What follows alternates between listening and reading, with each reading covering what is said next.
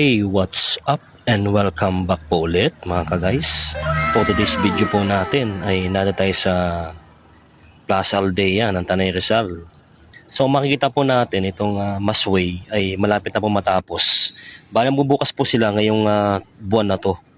So tamang-tama po ngayong magpapasko at sana po ay medyo mura po ang bilihin dito. Tayo makabili po ng ating mga kailangan ngayong pagpapasko. Napansin ko po dito mga ka-guys ay matagal po na gawa itong building na to. Umabot po na kulang 1 year ang building na to bago to natapos. So ngayong magpapasko po ay pilex ko na po sa inyo. Sana mura po mga bilihin dito. So yan po mga ka-guys, pilex ko na po sa inyo dahil ay wala tayong vlog ngayon at wala tayong repair. Ito po ating vlog ngayon itong araw na to. So maraming salamat po sa pagsubaybay sa aking mga video. Follow and share. God bless us all. Thank you guys. Hanggang sa muli po. Maraming po salamat.